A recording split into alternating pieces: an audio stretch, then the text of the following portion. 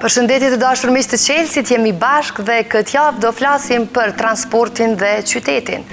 Sa është ai i rëndësishëm?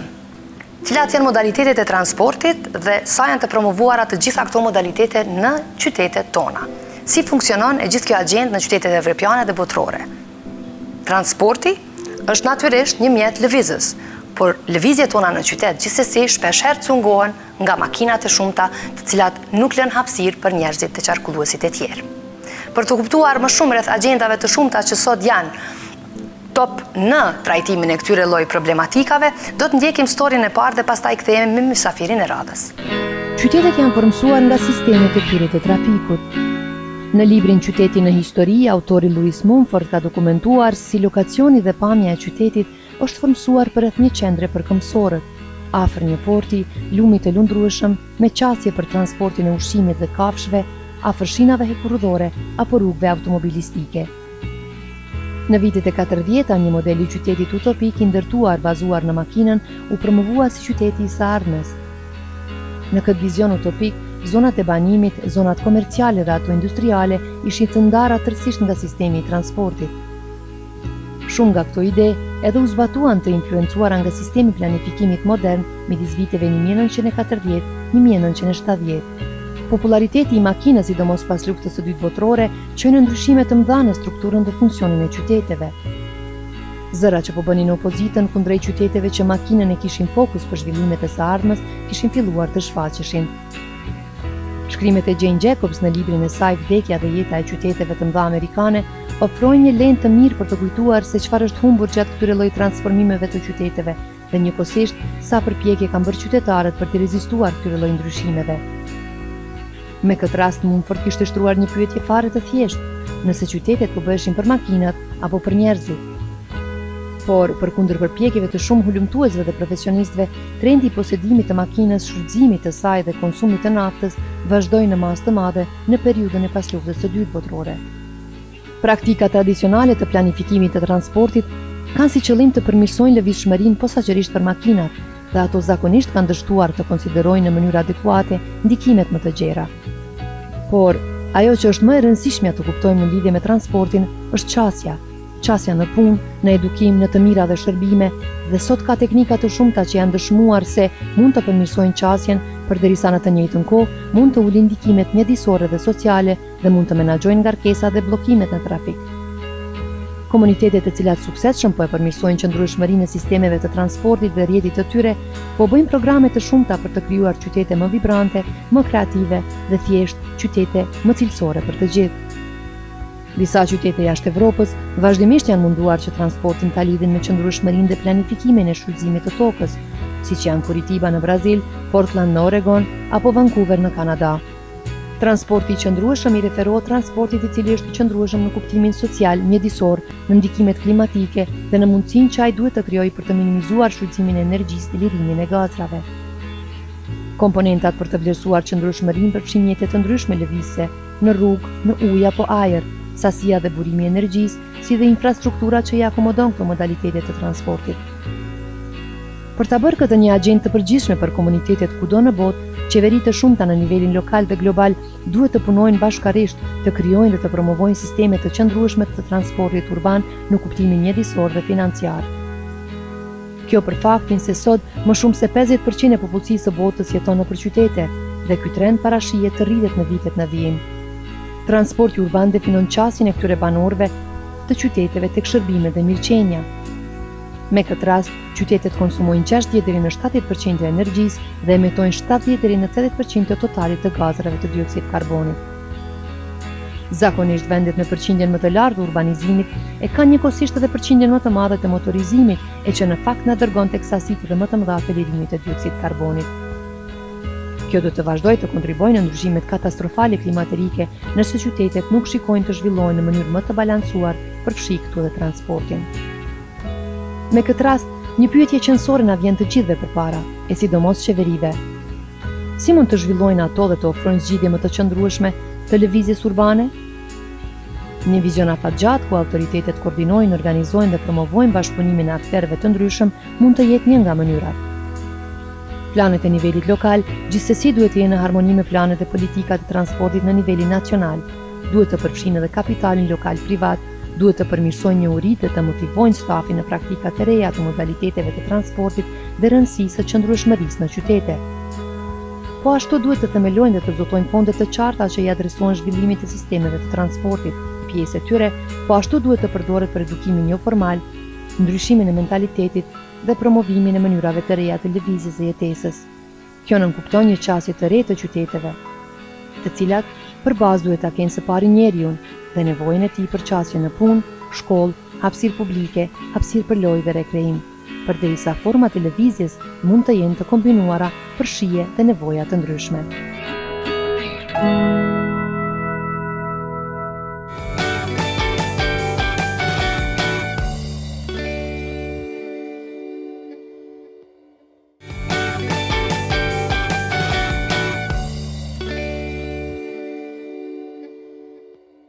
Jemi në studio të dashur miq dhe do vazhdojmë bisedën me mysafirin special nga Belgjika.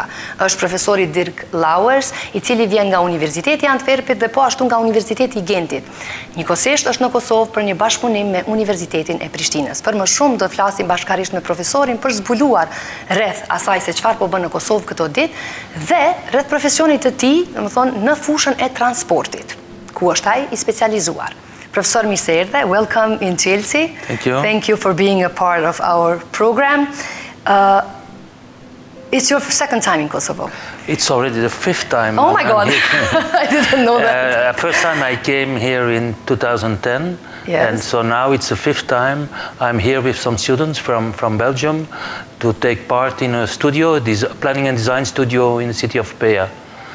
Besides that, I was also sometimes in Pristina to give some lectures at the university. So this is the exchange between the two universities, like Antwerp University and University of Pristina, precisely in the field of urban planning, urban design, and also jointly with the municipality of Peja. Yes, indeed. The specific thing is indeed that this is a type of project-based learning, so students learn in real life, and there is a strong involvement of the municipality of Peja, the mayor, but also the service of urbanism.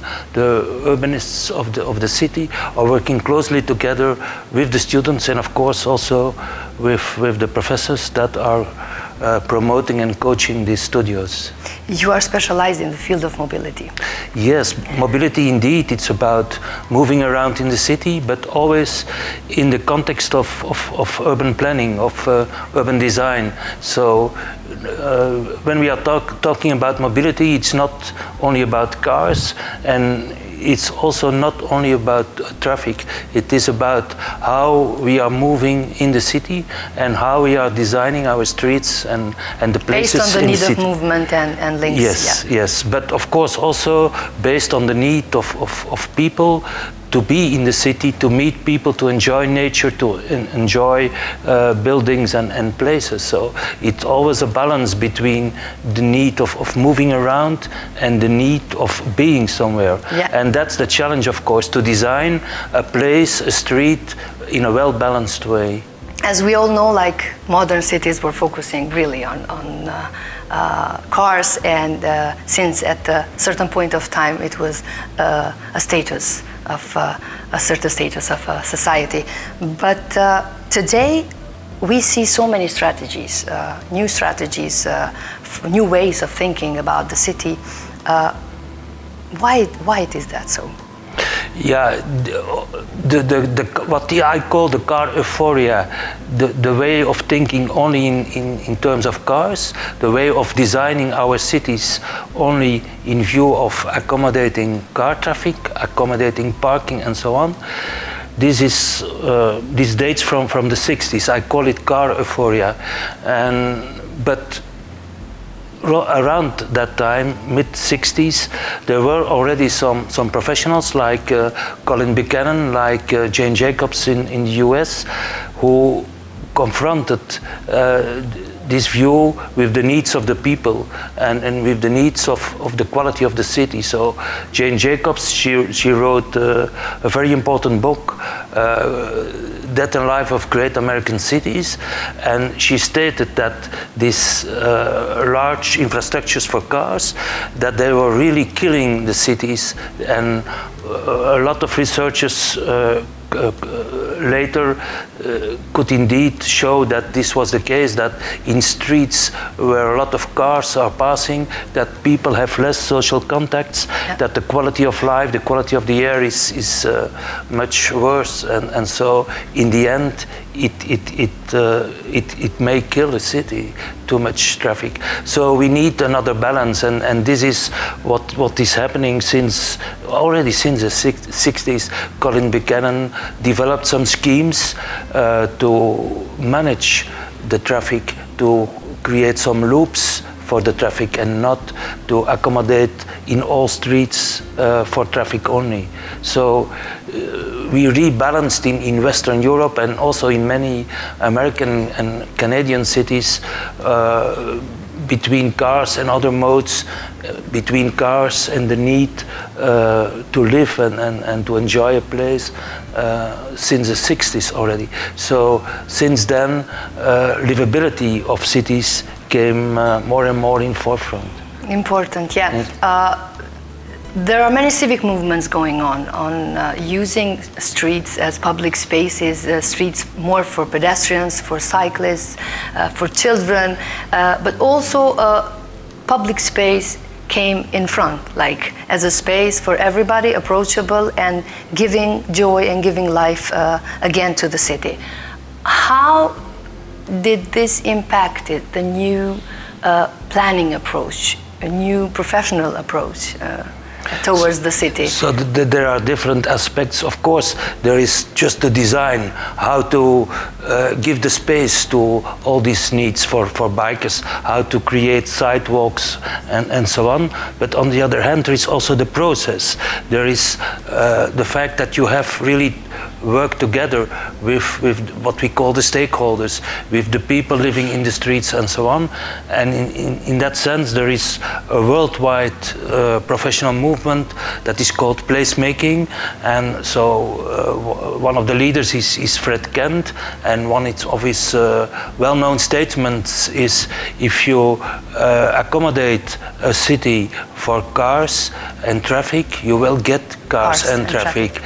If you accommodate for people and places, you will have people and places in your city. So this is a decision to be made by the city government. It's also a way of working of the professional, but it is also important for the citizens themselves to organize themselves and to claim a city that has the quality to live in. Yeah, so this is really a moment to stimulate or invest more or less in different ways in a change, behavior change, right? Yes, it is indeed also to convince people that life is not only in their houses and in their gardens, but that there is the public space to share opinions and visions and life and laughter in the public space. There is also the mobility culture, of course. Yeah. There is the fact that we used to be, at least, very addicted to the car and to using the car for all types of mobility.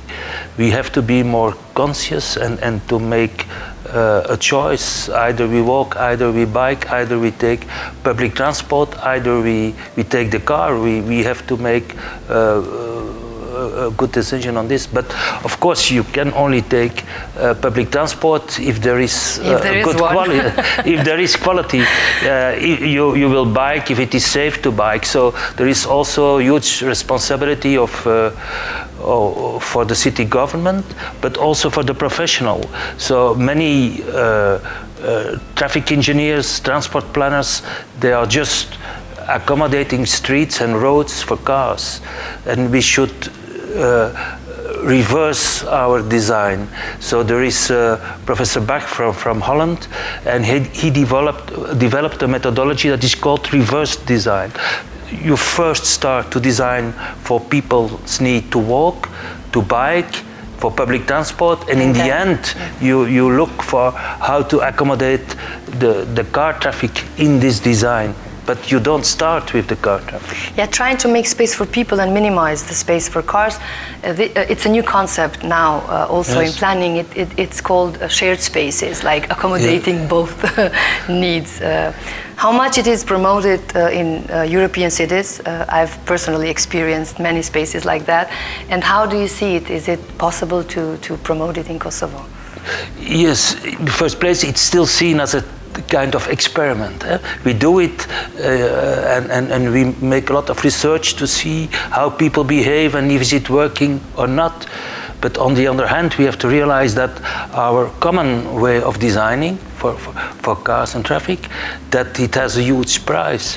Each year, more than 1 million people are dying in road traffic on the streets caused by cars all over the world. So we have to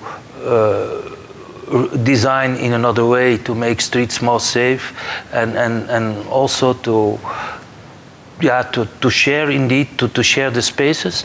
There are many examples in European cities.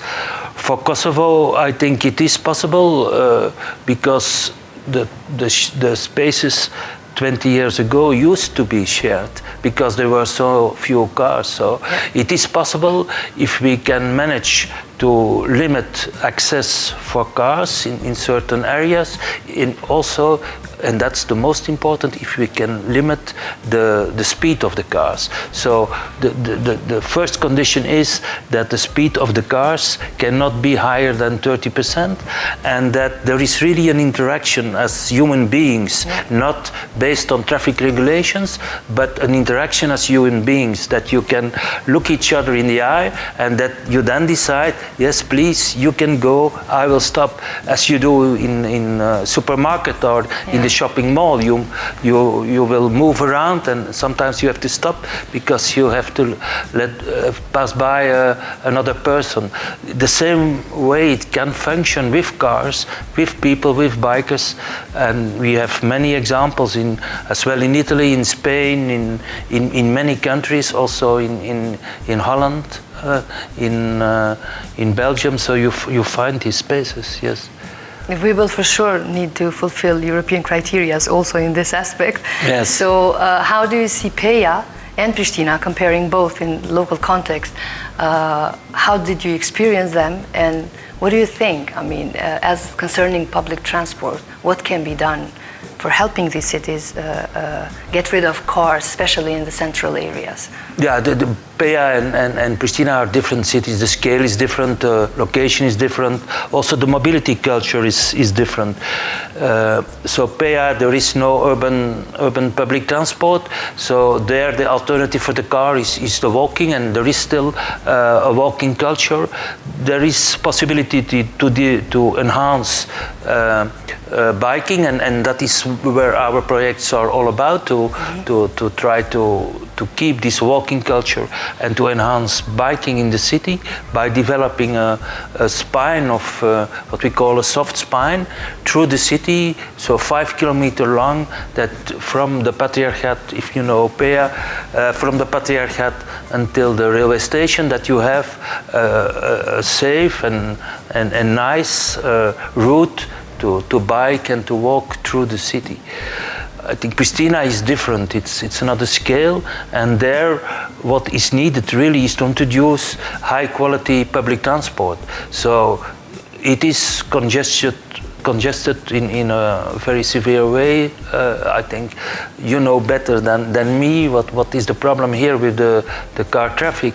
So, and this is because if you travel by public transport related to car traffic, you need maybe 100 to 100% of the space. So car traffic is really space consuming, and that is why it is causing so much congestion.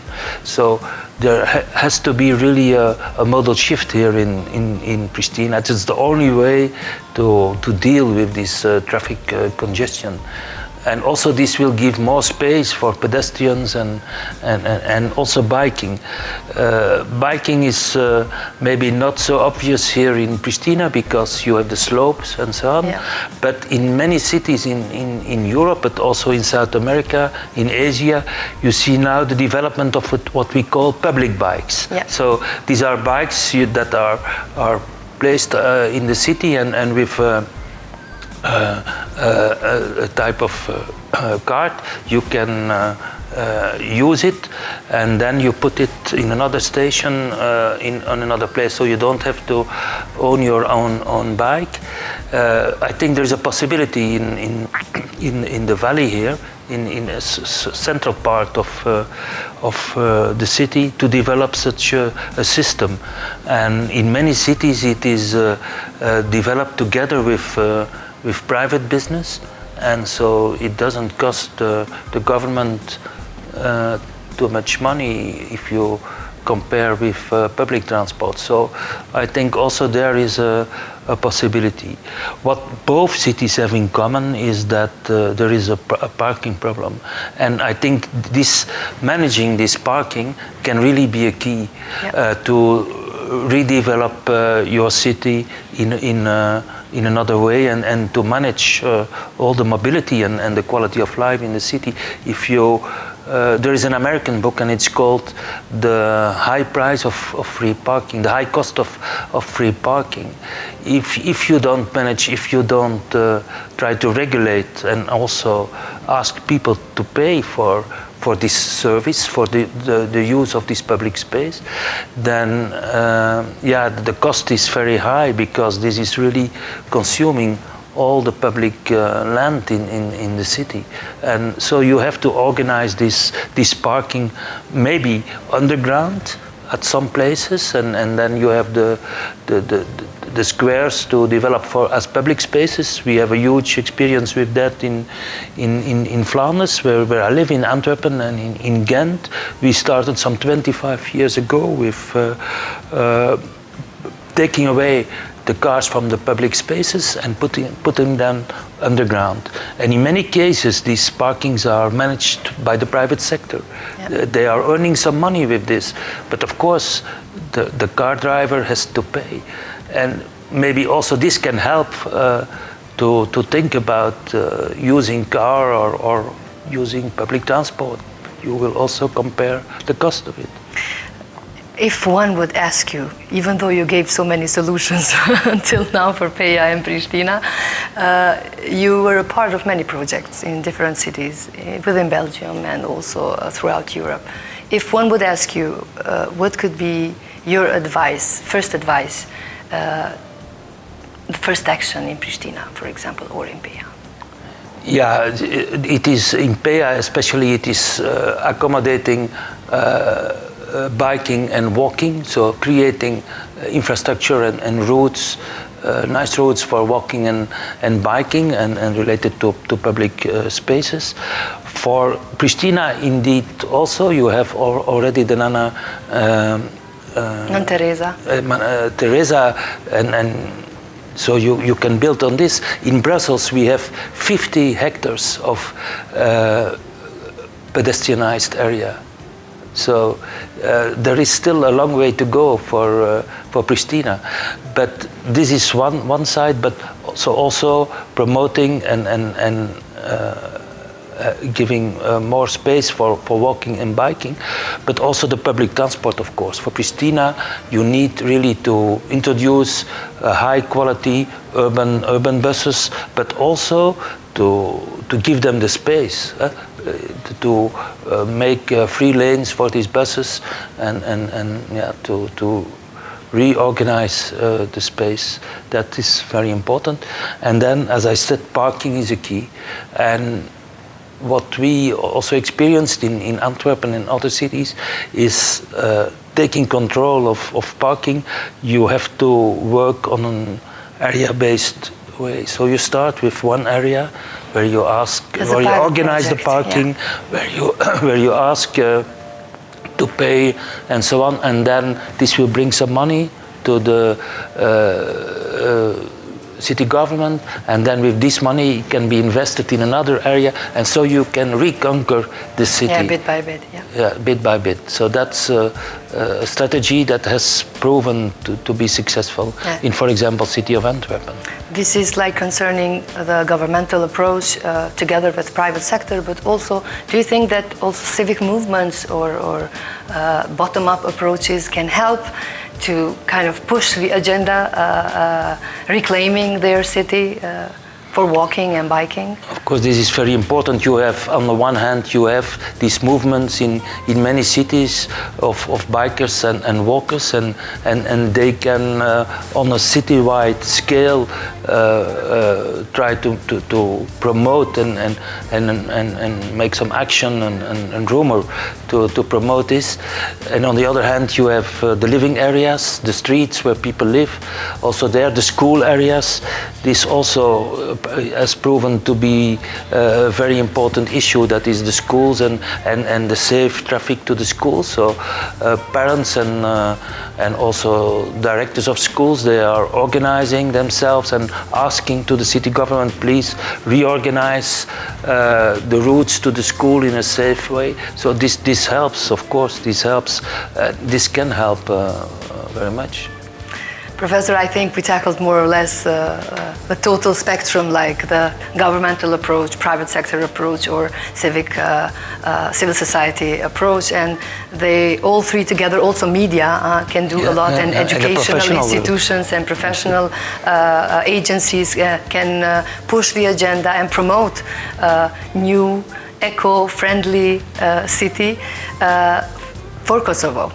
Yes. Thank you for being with us and sharing your experiences and your thoughts about mobility, transport, and eco-friendly cities. Thank you very much. Të dashur miq, ne vazhdojmë tutje me këshillën e radhës. Përshëndetje, jam Vesa Gashin nga kompania Finis. Ne merremi me organizim dhe dekorim të eventeve dhe sot do të ndajmë me ju një këshill se si të realizojmë një kuror për kokë për vajza.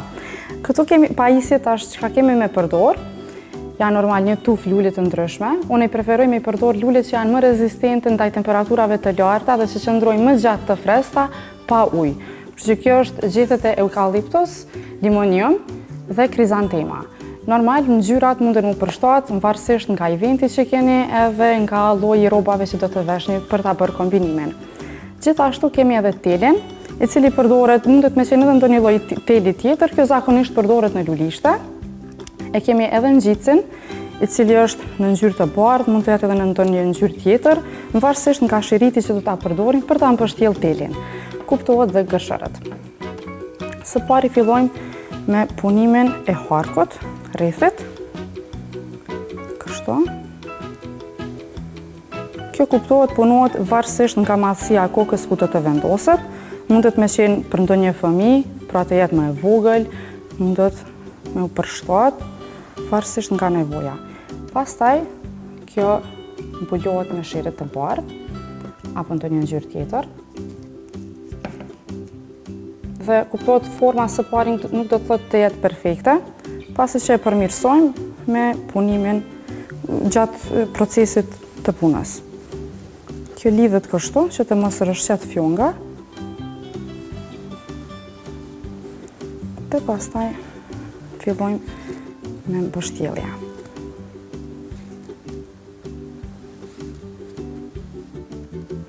Dhe lidhet kështu përsëri nyje në fund, që mos të rrëshqet shiriti.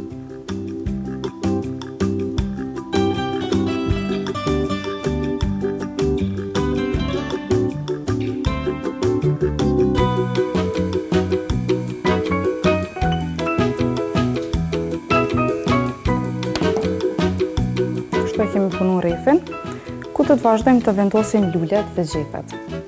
Së pari fillojmë me gjethet për me mbush hapësirën e kurorës.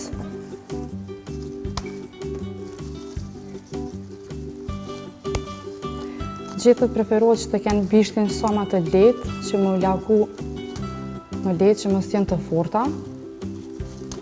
Pra si këto të reja që janë, që me mujtë me marrë lehtë formën. Pastaj përgatisim disa pjesë të ngjitësit. Ngjitësi që ne po përdorim është ngjitës profesional, por mundet më përdor çfarë do lloj ngjitësi tjetër, përderisa është i fortë. Ngjitësin që po përdorim na është rezistent ndaj ujit, pra edhe nëse kurora qëndron në ujë të freskët, nuk prishet.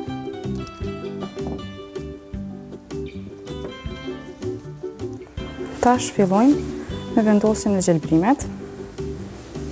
Është mirë që pjesa e parë, pra ose këtu në bysht ose këtu, të bëhet lidhja e parë, që me mujtë me marrë harkun sa më mirë.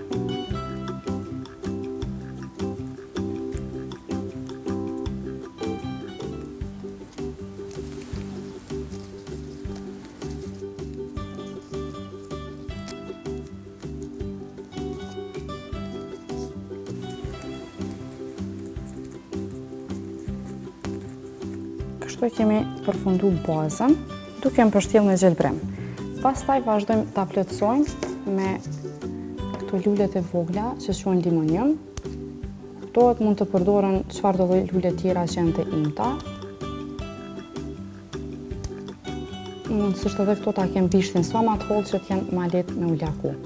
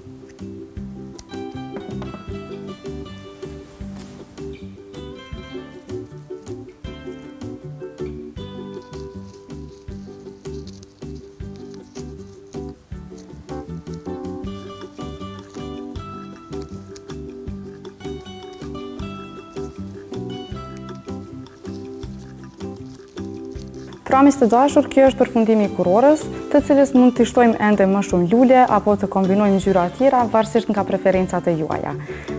Kështu, duket, në fund ja kemi lidhur edhe një fjong. Tash po e vendosim në kokë, ta shohim se si duket rezultati përfundimtar. Kështu. Kuptohet, preferohet që mos të ngarkohet kjo pjesa shumë përpara me lule, dhe preferohet që të jenë anash.